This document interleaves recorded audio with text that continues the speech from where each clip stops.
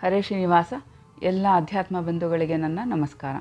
ಎಲ್ಲರಿಗೂ ಕೂಡ ಮಹಾನವಮಿ ಆಯುಧ ಪೂಜೆಯ ಶುಭಾಶಯಗಳು. ಈ ಆಯುಧ ಪೂಜೆಯ ದಿವಸ ನಾವು ಯಾವ್ಯಾವ ಆಯುಧಗಳಿಗೆ ಪೂಜೆ ಮಾಡಬೇಕು, ಯಾತಕ್ಕೋಸ್ಕರ ಪೂಜೆ ಮಾಡಬೇಕು ಅನ್ನೋದನ್ನು ತಿಳ್ಕೊಂಡು ನಾವು ಮಂತ್ರಪೂರ್ವಕ ಭಕ್ತಿಯಿಂದ ಪೂಜೆ ಮಾಡಿದಾಗ ಅದರ ಫಲ ನಮಗೆ ವಿಶೇಷವಾಗಿ ಸಿಗುತ್ತೆ. ಏಕೆಂದರೆ ಪ್ರತಿನಿತ್ಯ ನಮ್ಮನ್ನು ರಕ್ಷಣೆ ಮಾಡ್ತಕ್ಕಂಥವು ಆಯುಧಗಳು ಮತ್ತು ನಮ್ಮನ್ನು ಒಂದು ಕಡೆಯಿಂದ ಮತ್ತೊಂದು ಕಡೆಗೆ ಸುರಕ್ಷಿತವಾಗಿ ಕರ್ಕೊಂಡು ಹೋಗೋದು ವಾಹನಗಳು, ಇದರಲ್ಲೆಲ್ಲ ಅಭಿಮಾನಿ ದೇವತೆಗಳು ಇರ್ತಾರೆ. ಇದನ್ನು ನಾವು ತಿಳಿದು ತಾರತಮ್ಯಾತ್ಮಕವಾಗಿ ನಾವು ಪೂಜೆ ಮಾಡೋದ್ರಿಂದ ನಮಗೆ ವಿಶೇಷ ಫಲ ಸಿಗುತ್ತೆ. ಇನ್ನು ಭಗವಂತನ ಆಯುಧಗಳು, ದೇವತೆಗಳ ಆಯುಧಗಳು, ದುರ್ಗಾದೇವಿಯ ಆಯುಧಗಳು, ಇದನ್ನು ನಾವು ಅನುಸಂಧಾನ ಮಾಡಿ ಪೂಜೆ ಮಾಡೋದ್ರಿಂದ ನಮಗೆ ವಿಶೇಷವಾಗಿ ನಮ್ಮ ಕುಟುಂಬಕ್ಕೆ ರಕ್ಷಣೆ ಸಿಗ್ತಾ ಇರುತ್ತೆ. ಹಾಗಾಗಿ ನಾವು ಪ್ರತಿನಿತ್ಯವೂ ಆಯುಧಗಳಿಗೆ ಪೂಜೆಯನ್ನು ಮಾಡ್ತೀವಿ. ಶಂಖಚಕ್ರ ಗದಾ ಪದ್ಮಗಳನ್ನ ಬರ್ಕೊಳ್ತೀವಿ, ಭಗವಂತನ ಆಯುಧಗಳನ್ನ ಬರ್ಕೊಳ್ತೀವಿ, ಪೂಜೆ ಮಾಡ್ತೀವಿ. ಆದರೆ ಅನುಸಂಧಾನಪೂರ್ವಕ ವಿಶೇಷವಾಗಿ ಮಾಡೋದ್ರಿಂದ ಇನ್ನೂ ಹೆಚ್ಚಿನ ಫಲ ಸಿಗುತ್ತೆ. ಈಗ ಯಾವ ಯಾವ ಆಯುಧಗಳನ್ನು ಹೇಗೆ ಪೂಜೆ ಮಾಡಬೇಕು ಅನ್ನೋದನ್ನು ತಿಳ್ಕೊಳ್ಳೋಣ. ಮೊದಲು ಆಯುಧ ನಾಮಹಂ ವಜ್ರಂ ಅಂತ ಹೇಳಿ ಕೃಷ್ಣ ಭಗವದ್ಗೀತೆಯಲ್ಲಿ ಹೇಳಿದ್ದಾನೆ. ಅದೇ ರೀತಿ ಆಯುಧಗಳಲ್ಲಿ ವಜ್ರಾಯುಧ ಶ್ರೇಷ್ಠವಾಗಿದೆ. ಮೊದಲು ನಾವು ವಜ್ರಾಯುಧಕ್ಕೆ ಪೂಜೆಯನ್ನು ಮಾಡಬೇಕು. ಭಗವಂತನ ವಜ್ರ ಅಂತಕ್ಕಂಥ ರೂಪಕ್ಕೆ ನಾವು ಪೂಜೆಯನ್ನು ಮಾಡಬೇಕು. ಇಂದ್ರನ ವಜ್ರಾಯುಧ ಇದು. ವಜ್ರಾಯುಧವನ್ನು ರಂಗೋಲಿಯಲ್ಲಿ ಬರ್ಕೊಳ್ಬೇಕು, ಇಲ್ಲಾಂದರೆ ಅನುಸಂಧಾನಪೂರ್ವಕವಾಗಿ ಭಗವಂತ ಆ ವಜ್ರಾಯುಧದಲ್ಲಿ ವಜ್ರನಾಮಕದಿಂದ ಇದ್ದಾನೆ ಅಂತ ಹೇಳಿ ಇದಕ್ಕೆ ಪೂಜೆಯನ್ನು ಮಾಡಬೇಕು. ನಂತರ ಚಕ್ರಾಭಿಮಾನಿನೇ ದುರ್ಗಾಯೈ ನಮಃ. ಈ ಚಕ್ರದಲ್ಲಿ ದುರ್ಗಾದೇವಿ ಅಭಿಮಾನಿಯಾಗಿದ್ದಾಳೆ ಅಂತ ಹೇಳಿ ಅದಕ್ಕೆ ಪೂಜೆಯನ್ನು ಮಾಡಬೇಕು. ಇನ್ನು ಶಂಖಾಭಿಮಾನಿನ್ಯೈ ಶ್ರೀಯೈ ನಮಃ. ಇದಕ್ಕೆ ಶ್ರೀ ಅಂದರೆ ಲಕ್ಷ್ಮೀದೇವಿ ಅಭಿಮಾನಿಯಾಗಿದ್ದಾಳೆ ಅಂತ ಹೇಳಿ ಇದಕ್ಕೆ ಪೂಜೆಯನ್ನು ಮಾಡಬೇಕು. ಗದಾಭಿಮಾನಿನ್ಯೈ ಮುಖ್ಯ ಪ್ರಾಣಾಯ ನಮಃ. ಗದೆಯಲ್ಲಿ ಮುಖ್ಯ ಪ್ರಾಣದೇವರು ಸನ್ನಿಹಿತರಾಗಿರ್ತಾರೆ, ಅದಕ್ಕೆ ಪೂಜೆಯನ್ನು ಮಾಡಬೇಕು. ಪದ್ಮಾಭಿಮಾನಿನ್ಯೈ ಭೂಮಿಯೈ ನಮಃ. ಭೂದೇವಿ ಪದ್ಮಕ್ಕೆ ಅಭಿಮಾನಿಯಾಗಿರ್ತಾರೆ. ನಾವು ಭೂದೇವಿಯನ್ನು ಸ್ಮರಣೆ ಮಾಡಿ ಇದಕ್ಕೆ ಪೂಜೆಯನ್ನು ಮಾಡಬೇಕು. ಇಲ್ಲಿ ಶ್ರೀ ಭೂ ದುರ್ಗಾ ಅಂತ ಹೇಳಿ ಲಕ್ಷ್ಮೀ ದೇವಿಯ ರೂಪಗಳನ್ನು ಚಿಂತನೆ ಮಾಡಬೇಕು. ಈ 4 ಆಯುಧಗಳಿಗೆ ಪ್ರತಿನಿತ್ಯ ನಾವು ಪೂಜೆ ಮಾಡ್ತೀವಿ. ಈ ದಿನ ಇನ್ನೂ ವಿಶೇಷವಾಗಿ ನಾವು ಪೂಜೆ ಮಾಡಬೇಕು. ಉಳಿದ ಆಯುಧಗಳಿಗೂ ಕೂಡ ನಾವು ಹೀಗೆ ಪೂಜೆಯನ್ನು ಮಾಡೋದ್ರಿಂದ ವಿಶೇಷ ಫಲ ಸಿಗುತ್ತೆ. ಇನ್ನು ಆಯುಧ ಪೂಜೆ ದಿವಸ ಭಗವಂತನು ಧರಿಸಿದ ಆಯುಧಗಳಿಗೆ ಅದಂತರ್ಯಾಮಿ ದೇವತೆಗಳಿಗೆ ಮತ್ತು ಭಗವಂತನ ವಾಹನವಾದ ಗರುಡ ದೇವರಿಗೆ ಪೂಜೆಯನ್ನು ಮಾಡಬೇಕು. ನಂತರ ದುರ್ಗಾದೇವಿಯ ಆಯುಧಗಳಿಗೆ ಪೂಜೆಯನ್ನು ಮಾಡಬೇಕು. ಆನಂತರ ಮನೆಯಲ್ಲಿರ್ತಕ್ಕಂಥ ಕತ್ತಿ ಮೊದಲಾದ ಕಬ್ಬಿಣದ ಆಯುಧಗಳಿಗೆ ಮತ್ತು ವಾಹನಗಳಿಗೆ ಪೂಜೆಯನ್ನು ಮಾಡಬೇಕು. ಇದು ಭವಿಷ್ಯ ಪುರಾಣದಲ್ಲಿ ನಿಖರವಾಗಿ ಹೇಳಿದ್ದಾರೆ, ಪೂಜೆ ಮಾಡಲೇಬೇಕು ಅಂತ ಹೇಳಿ. ಆಯುಧ ಪೂಜೆಯ ದಿವಸ ಮಾತ್ರವೇ ನಾವು ಆಯುಧಗಳಿಗೆ ಅಥವಾ ಕುಳಿತುಕೊಳ್ತಕ್ಕಂಥ ಆಸನಗಳಿಗೆ, ವಾಹನಗಳಿಗೆ ಪೂಜೆಯನ್ನು ಮಾಡಬೇಕು ಅಂತಲ್ಲ. ಪ್ರತಿನಿತ್ಯದಲ್ಲೂ ನಾವು ಉಪಯೋಗಿಸ್ತಕ್ಕಂಥ ಎಲ್ಲ ವಸ್ತುಗಳಿಗೂ ಪೂಜೆಯನ್ನು ಮಾಡಬೇಕು ಅಂತ ಹೇಳಿ ಸಾಕ್ಷಾತ್ ಕೃಷ್ಣನೇ ಇದನ್ನು ಹೇಳಿದ್ದಾನೆ. ಪ್ರತಿನಿತ್ಯ ಆಗಲಿಲ್ಲ ಅಂದರೂ ಯಾವಾಗಲಾದರೂ ಮಾಡಿ, ಇಲ್ಲಾಂದರೆ ವರ್ಷಕ್ಕೆ ಒಮ್ಮೆಯಾದರೂ ಕೂಡ ಈ ಪದಾರ್ಥಗಳಿಗೆ ಪೂಜೆಯನ್ನು ಮಾಡಿ ತದಂತರ್ಯಾಮಿಯಾದ ಭಗವಂತನ ಉಪಕಾರವನ್ನು ನೆನೆಯುವುದರಿಂದ ಮನೆಯಲ್ಲಿ ಆಗ್ತಕ್ಕಂಥ ಅದೆಷ್ಟು ಅನಿಷ್ಟಗಳು ಪರಿಹಾರ ಆಗಿ ಮಂಗಳವಾಗತ್ತೆ. ಈ ದಿನ ನಾವು ಯಾವ ಯಾವ ಆಯುಧಗಳಿದೆ, ಅದರ ಪ್ರಭೇದಗಳೇನು ಅನ್ನೋದನ್ನು ತಿಳ್ಕೊಳ್ಳೋಣ. ಹಲಮುಖ ಅಂತ ಆಯುಧ ಬರುತ್ತೆ. ಅದರ ಪ್ರಭೇದಗಳು ಶಕ್ತಿ, ಪ್ರಾಸ, ಕುಂತ, ಹಾಟಕ, ಬಿಂಡಿವಾಲ, ಶೂಲ, ತೋಮರ, ವರಾಹಕರ್ಣ, ಕಣಪ, ತ್ರಾಸಿಕ. ಇನ್ನು ಧನಸ್ಸು ಕೂಡ ಅದು ಆಯುಧ.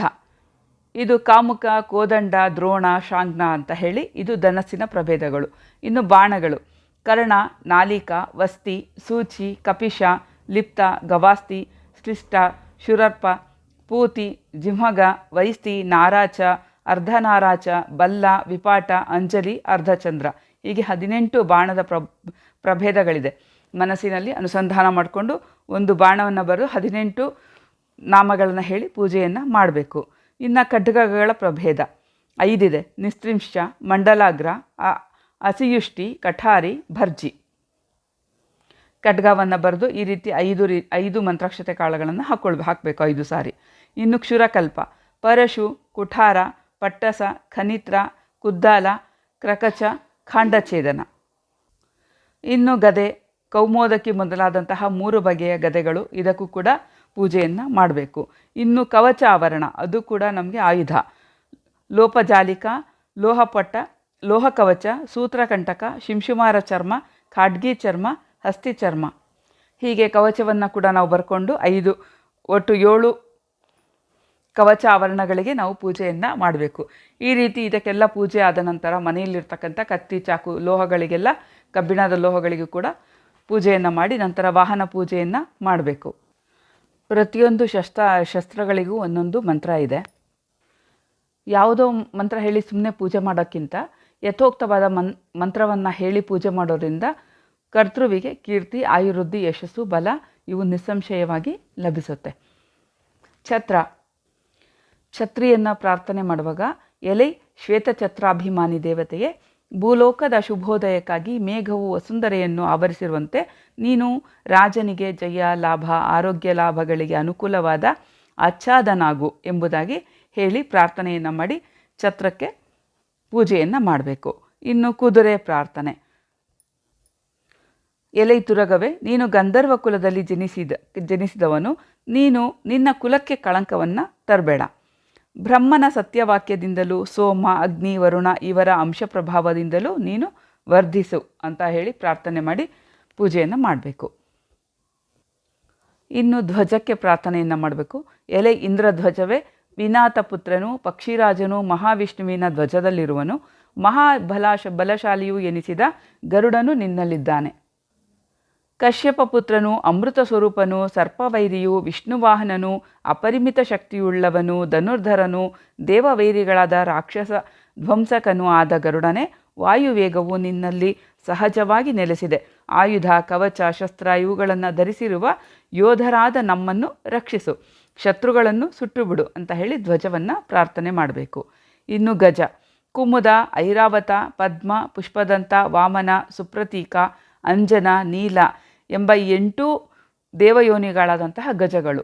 ಈ ಗಜಗಳಿಗೆ ನಾವು ಗಜೇಂದ್ರನೇ, ಅಷ್ಟವಸುಗಳು, ಏಕಾದಶ ರುದ್ರರು, ದ್ವಾದಶಾದಿತ್ಯರು, ಸಪ್ತಮರುತ್ತುಗಳು ಇವರುಗಳು ನಿನ್ನನ್ನು ರಕ್ಷಿಸಲಿ. ಸಮಯಾನುಸಾರವಾಗಿ ವರ್ತಿಸುತ್ತಾ ಯಜಮಾನನನ್ನು ರಕ್ಷಿಸಿಕೊಂಡು ಯುದ್ಧದಲ್ಲಿ ಆತನು ಜಯ ಹೊಂದುವಂತೆ ಮಾಡು. ಇತರ ಪ್ರಯಾಣ ಕಾಲದಲ್ಲಿಯೂ ಶುಭಕರವಾಗುವಂತೆ ನಡೆದುಕೋ. ಸೋಮನಿಂದ ಸಂಪತ್ತು, ವಿಷ್ಣುವಿನ ಕೃಪೆಯಿಂದ ಶಕ್ತಿ, ಸೂರ್ಯನಿಂದ ತೇಜಸ್ಸು, ವಾಯುವಿನಿಂದ ವೇಗ, ಮೇರು ಪರ್ವತದಿಂದ ಸ್ಥೈರ್ಯ, ರುದ್ರನಿಂದ ಜಯ, ಇಂದ್ರನಿಂದ ಯಶಸ್ಸು ಇವೆಲ್ಲ ಲಭಿಸಲಿ. ದಿಕ್ಕುಗಳು ನಿನ್ನನ್ನು ಯುದ್ಧದಲ್ಲಿ ರಕ್ಷಿಸಲಿ. ದೇವತೆಗಳೊಡಗೂಡಿದ ದಿಕ್ಪಾಲಕರು, ಗಂಧರ್ವ ಸಮೇತರಾದ ಅಶ್ವಿನಿ ದೇವತೆಗಳು ನಿನ್ನನ್ನು ಎಲ್ಲ ಕಡೆಯಲ್ಲೂ ಸರ್ವದಾ ಕಾಪಾಡಲಿ ಅಂತ ಹೇಳಿ ಗಜಕ್ಕೆ ಪ್ರಾರ್ಥನೆಯನ್ನು ಇನ್ನು ಪತಾಕೆ. ಎಲೈ ಪತಾಕೆಯೇ, ಅಗ್ನಿ, ಅಷ್ಟವಸುಗಳು, ರುದ್ರರು, ವಾಯು, ಸೋಮ, ಮಹರ್ಷಿಗಳು, ನಾಗರು, ಕಿನ್ನರರು, ಗಂಧರ್ವರು, ಯಕ್ಷರು, ಭೂತಗಣಗಳು, ಪ್ರಮಥಗಣಗಳು, ಆದಿತ್ಯಾದಿ ನವಗ್ರಹಗಳು, ಭೂತೇಶ, ದೇವಸೇನಾ ಎನಿಸಿ ಸಪ್ತಮಾತೃ ಸಮೇತರಾದ ಷಣ್ಮುಖ, ವರುಣ ಇವರೆಲ್ಲ ನಿನ್ನಲ್ಲಿ ನೆಲೆಸಿ ನಮ್ಮ ಸಮಸ್ತ ಶತ್ರುಗಳನ್ನು ದಹಿಸಲಿ. ರಾಜನು ವಿಜಯಿಯಾಗಲಿ. ಒಂದು ವೇಳೆ ಶತ್ರುಗಳು ಸರ್ವತ್ರ ದೂಷಣಕರವಾದ ವಿಧಾನವನ್ನು ಅನುಸರಿಸದಿದ್ದ ಸಂದರ್ಭದಲ್ಲಿ ನಿನ್ನ ತೇಜೋ ಮಹಿಮೆಯಿಂದ ಅವು ಶತ್ರುಪಕ್ಷದವರಿಗೆ ಬಾಧಕವಾಗಿ ಪರಿಣಮಿಸಿ ಅವರೇ ನಿಹತರಾಗಲಿ.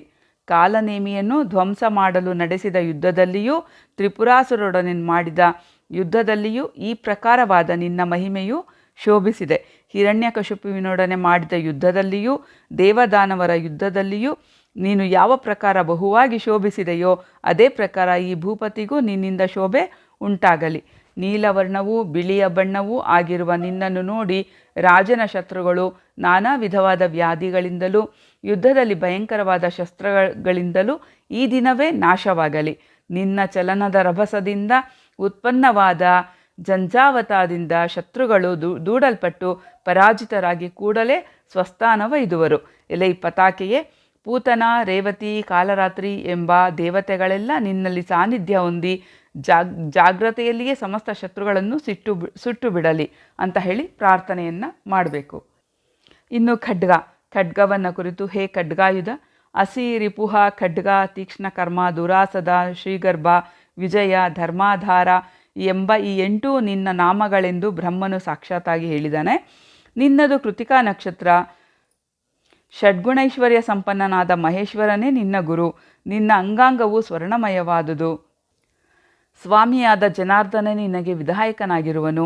ಬ್ರಹ್ಮನೇ ನಿನ್ನ ಪಿತೃವೆನಿಸಿರುವನು. ಇಂಥ ನೀನು ನನ್ನನ್ನು ಸರ್ವದಾ ಕಾಪಾಡು ಅಂತ ಹೇಳಿ ಪ್ರಾರ್ಥನೆ ಮಾಡಬೇಕು. ಇನ್ನು ಕವಚ ಪ್ರಾರ್ಥನೆ. ಸಾಮಾನ್ಯವಾಗಿ ಕವಚ ಲೋಹದಿಂದ ಕೂಡಿರುತ್ತೆ. ಎಲೆ ಕವಚವೇ, ವಿಶಿಷ್ಟವಾದ ನಿನ್ನ ರಚನೆ ಕಬ್ಬಿಣದಿಂದಲೇ ಆಗಿದೆ. ನಾನು ನಿನ್ನಿಂದ ರಕ್ಷಣೆ ಹೊಂದಲು ಅರ್ಹನಾಗಿದ್ದೇನೆ. ನೀನು ಯುದ್ಧ ಕಾಲದಲ್ಲಿ ನನ್ನನ್ನು ರಕ್ಷಿಸು. ನಿನಗೆ ನಮಸ್ಕಾರ ಅಂತ ಹೇಳಿ ಪ್ರಾರ್ಥನೆಯನ್ನು ಮಾಡಬೇಕು. ಇನ್ನು ಭೇರಿ ಪ್ರಾರ್ಥನೆ.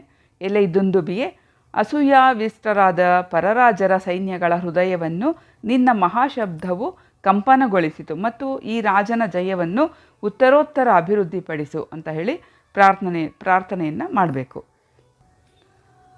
ಮೇಘಧ್ವನಿಯಿಂದ ಶ್ರೇಷ್ಠವಾದ ಗಜಗಳು ಸಂತೋಷ ಪಡೋ ಹಾಗೆ ನಿನ್ನ ಮಹಾಧ್ವನಿಯಿಂದ ನನ್ನ ಮನಸ್ಸು ಸಂತೋಷಭರಿತವಾಗಿದೆ. ಮೇಘಧ್ವನಿಯಿಂದ ಸ್ತ್ರೀಯರು ಹೇಗೆ ದಿಗುಲು ಪಡ್ತಾರೋ ಹಾಗೆ ಕೂಡ ನಿನ್ನ ಧ್ವನಿಯಿಂದ ನಮ್ಮ ಶತ್ರುಗಳು ಯುದ್ಧದಲ್ಲಿ ಬಹಳ ತ್ರಾಸವನ್ನು ಹೊಂದಲಿ ಅಂತ ಹೇಳಿ ಭೇರಿಗೆ ಪ್ರಾರ್ಥನೆಯನ್ನು ಮಾಡಬೇಕು. ಇನ್ನು ಧನುಸ್ಸಿಗೆ ಪ್ರಾರ್ಥನೆಯನ್ನು ಮಾಡಬೇಕು. ಸಮಸ್ತ ಆಯುಧಗಳಿಗೂ ಮಹಾ ಮಾತೃ ಸ್ವರೂಪಿಣಿಯು ಸಮಸ್ತ ರಾಕ್ಷಸರನ್ನು ಧ್ವಂಸ ಮಾಡತಕ್ಕದ್ದು ಆದ ಎಲೆ ಧನಸ್ಸೆ, ಶ್ರೇಷ್ಠವಾದ ಬಾಣಗಳಿಂದ ಸಮೇತನಾದ ನನ್ನನ್ನು ಸರ್ವದಾ ರಕ್ಷಿಸು ಅಂತ ಹೇಳಿ ಪ್ರಾರ್ಥನೆಯನ್ನು ಮಾಡಬೇಕು. ಇನ್ನು ಶಂಖಕ್ಕೆ, ಎಲೆ ಶಂಖವೇ, ನೀನು ವಸ್ತುಗಳಲ್ಲಿ ಅತಿ ಪುಣ್ಯಕರವೂ ಶುಭ ವಸ್ತುಗಳಲ್ಲಿ ಮಂಗಳಕರವೂ ಆಗಿರುವೆ.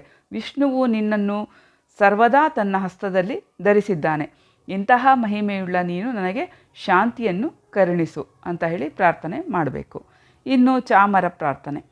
ಬೆಳದಿಂಗಳಂತೆ ಪ್ರಕಾರಮಾನವು ಮಂಜುಗಡ್ಡೆ ಸಮುದ್ರದ ನೊರೆ ಇವುಗಳಂತೆ ಶುಭ್ರವರ್ಣವೂ ಆದ ಚಾಮರವೇ, ದೇವತೆಗಳಿಗೆ ಅತಿ ಪ್ರಿಯನಾದ ನೀನು ನಮ್ಮ ಪಾಪವನ್ನು ಜಾಗೃತ ಪರಿಹರಿಸು ಅಂತ ಹೇಳಿ ಪ್ರಾರ್ಥನೆಯನ್ನು ಮಾಡಬೇಕು. ಇನ್ನು ಕತ್ತಿಗೆ ಪ್ರಾರ್ಥನೆ. ಇದಕ್ಕೆ ಚುರಿಕಾಯುಧ ಅಂತ ಹೇಳಿ ಕರೀತಾರೆ, ಚೂರಿ ಅಂತಾರೆ, ಚುರಿಕಾಯುಧ ಅಂತ ಹೇಳಿ ಕರೀತಾರೆ. ಎಲೆ ಸುರುಗಿಯೇ, ಸಮಸ್ತ ಆಯುಧಗಳಲ್ಲಿ ಮೊದಲನೆಯದಾಗಿ ಈಶ್ವರನಿಂದ ನಿರ್ಮಿತನಾಗಿರುವೆ. ಶೂಲಾಯುಧವನ್ನೇ ಪರಿಮಿತ ಮಾಡಿ ಕೈಯ ಹಿಡಿಯಲ್ಲಿ ಹಿಡಿಯುವಂತೆ ಅಡಕ ಮಾಡಲ್ಪಟ್ಟಿದಂತೆ ನೀನು ತೋರ್ತಾ ಇದೆಯಾ. ಸಮಸ್ತ ದುಷ್ಟರನ್ನು ಧ್ವಂಸ ಮಾಡತಕ್ಕದ್ದು, ಚಾಮುಂಡಾಂಬೆಯ ಅನುಗ್ರಹದಿಂದ ಕೂಡಲ್ಪಟ್ಟದ್ದು ಆಗಿ ದೇವತೆಗಳಿಗೆ ಪ್ರತಿಪಾದಿತವಾಗಿ ವಿಸ್ತರಿಸಲ್ಪಟ್ಟಿದುವಿ ನೀನು. ಮತ್ತು ಸರ್ವ ಪ್ರಾಣಿಗಳು ಶಕ್ತಿಯನ್ನು ತೋರ್ಪಡಿಸುವುದಕ್ಕೆ ಪ್ರಧಾನವಾದ ಅಂಗ ಅಂತ ಅನಿಸಿದ್ಯಾ. ಸಮಸ್ತ ಅಶುಭಗಳನ್ನು ಹೋಗಲಾಡಿಸ್ತೀಯ. ಇಂತಹ ನೀನು ನಿತ್ಯವೂ ನನ್ನನ್ನು ಅಪಾಯದಿಂದ ರಕ್ಷಿಸಿ ಮನಸ್ಸಿಗೆ ಶಾಂತಿಯನ್ನು ಕೊಡು. ನಿನಗೆ ನಮಸ್ಕಾರ ಅಂತ ಹೇಳಿ ಕತ್ತಿಗೆ ಪ್ರಾರ್ಥನೆಯನ್ನು ಮಾಡಬೇಕು. ಇನ್ನು ಕನಕದಂಡ, ಇದಕ್ಕೆ ಪ್ರಾರ್ಥನೆ. ದುಷ್ಟ ನಿರ್ಮೂಲನೆ, ಸಜ್ಜನ ರಕ್ಷಣೆ, ಈ ವ್ಯವಹಾರ ಸಾಧನವಾಗಿ ಬ್ರಹ್ಮನಿಂದ ನಿರ್ಮಿತವಾದ ಹೇಮದಂಡವೇ, ನೀನು ರಾಜನಿಗೆ ಜಯ ಲಾಭವನ್ನುಂಟು ಮಾಡು. ಯಶಸ್ಸನ್ನು ಸುಖವನ್ನು ದಯಪಾಲಿಸು. ಶತ್ರುಗಳನ್ನೆಲ್ಲ ಧ್ವಂಸ ಮಾಡು. ನಿನಗೆ ನಮಸ್ಕಾರ. ಇನ್ನು ಸಿಂಹಾಸನ. ಎಲೆ ಸಿಂಹಪೀಠವೇ, ವಿಜಯ, ಜಯದ, ಜೇತ, ರಿಪುಘಾತಿ, ಪ್ರಿಯಂಕರ, ದುಃಖ, ಧರ್ಮದ, ಶಾಂತ, ಸರ್ವಾರಿಷ್ಟಗಳ ವಿನಾಶನ. ಈ 8 ಸಂಪತ್ತುಗಳು ಮಹಾಬಲಶಾಲಿಯಾದ ನಿನ್ನ ಸಿಂಹದ ಸಾನ್ನಿಧ್ಯದಿಂದ ಪ್ರಾಪ್ತವಾಗುತ್ತದೆ. ಆದ್ದರಿಂದ ನಿನಗೆ ಸಿಂಹಾಸನ ಅಂತ ಹೇಳಿ ಹೆಸರಾಗಿದೆ. ಇದು ವೇದೋಕ್ತಿಯಾಗಿದೆ. ಇದನ್ನು ಬ್ರಾಹ್ಮಣರು ನಿತ್ಯವೂ ಪಠಿಸುತ್ತಾರೆ. ಪರಮೇಶ್ವರನು ಸಾಕ್ಷಾತ್ತಾಗಿ ನಿನ್ನಲ್ಲಿ ನೆಲೆಸಿರ್ತಾನೆ. ದೇವಾಧಿಪನಾದಂತಹ ದೇವೇಂದ್ರನು, ದೇವದೇವನಾದ ಶ್ರೀ ಮಹಾವಿಷ್ಣು ಪರಮಾತ್ಮನು ನಿನ್ನಲ್ಲಿಯೇ ಇರುವನು. ವೀರಾಗ್ರಣಿಗಳು ನಿನ್ನ ಪ್ರಾಪ್ತಿಗಾಗಿ ಮಹಾ ತಪಸ್ಸುಗಳನ್ನೇ ಮಾಡ್ತಾರೆ. ಸರ್ವತೋಭದ್ರ ಸ್ವರೂಪವಾದ ಸಿಂಹಾಸನವೇ ನಿನಗೆ ನಮಸ್ಕಾರ. ರಾಜನಿಗೆ ಶುಭ ಪರಂಪರೆಯನ್ನುಂಟು ಮಾಡು. ತ್ರಿಲೋಕಗಳನ್ನು ಜಯಿಸು. ಇದಕ್ಕೆ ಮೂಲಾಧಾರ ಸ್ವರೂಪವನಾದ ನಿನಗೆ ನಮಸ್ಕಾರ ಅಂತ ಹೇಳಿ ಸಿಂಹಾಸನಕ್ಕೆ ನಮಸ್ಕಾರವನ್ನು ಮಾಡಬೇಕು. ಈ ರೀತಿಯಾಗಿ ಮಂತ್ರ ಪುರಸ್ಸರವಾಗಿ ಲೋಹಾಭಿಕಾರಿಕಾ ಕರ್ಮವನ್ನು ಆಚರಣೆ ಮಾಡಿ ಗಂಧ, ಪುಷ್ಪ, ಧೂಪಾದಿಗಳಿಂದ ಅರ್ಚನೆ ಮಾಡಿ ಫಲಗಳು, ತಾಂಬೂಲ ಇವನ್ನು ಸಮರ್ಪಣೆ ಮಾಡಬೇಕು. ಈ ರೀತಿ ಸ್ಮರಣೆ ಮಾಡಿ ಅನುಸಂಧಾನಪೂರ್ವಕ ನಾವು ಪೂಜೆಯನ್ನು ಮಾಡೋದ್ರಿಂದ ಎಲ್ಲ ಶಕ್ತಿಗಳು ಜಾಗೃತವಾಗಿ ನಮ್ಮನ್ನು ಸದಾ ರಕ್ಷಣೆ ಮಾಡುತ್ತೆ ಮತ್ತು ನಮ್ಮಲ್ಲಿ ದೇವಲೋಕದ ಸ್ಮರಣೆ ಸದಾ ಜಾಗೃತವಾಗಿರುತ್ತೆ. ಈ ರೀತಿಯಾಗಿ ನಾವು ಪೂಜೆ ಮಾಡಿದ್ರೆ ನಮಗೆ ಯಾವುದೇ ರೀತಿಯ ಅನಿಷ್ಟ ಫಲಗಳು ಉಂಟಾಗೋದಿಲ್ಲ. ಏನೋ ಪೂಜೆ ಮಾಡಬೇಕು ಮಾಡ್ತಾಯಿದ್ದೀವಿ ಅಂತ ಖಂಡಿತ ಮಾಡಬಾರ್ದು. ಯಾವುದೇ ಒಂದು ಪೂಜೆ ಮಾಡಿದ್ರೂ ಅದರಲ್ಲಿ ಒಂದು ಶಕ್ತಿ ಇದೆ. ಆ ಶಕ್ತಿ ಏನು ಅನ್ನೋದನ್ನು ತಿಳ್ಕೊಂಡು ನಾವು ಪೂಜೆ ಮಾಡೋದ್ರಿಂದ ನಮಗೆ ಅದರ ಫಲ ಸಿಗತ್ತೆ. ಎಲ್ಲರೂ ಕೂಡ ಈ ರೀತಿಯಾಗಿ ಅದರ ಸ್ಮರಣೆಯನ್ನು ಮಾಡಿ ಮನೆಯಲ್ಲಿರ್ತಕ್ಕಂಥ ಲೋಹಗಳಿಗೂ ಪೂಜೆಯನ್ನು ಮಾಡಿ ಎಲ್ಲರಿಗೂ ಒಳ್ಳೆಯದಾಗಲಿ. ಹರೇ ಶ್ರೀನಿವಾಸ.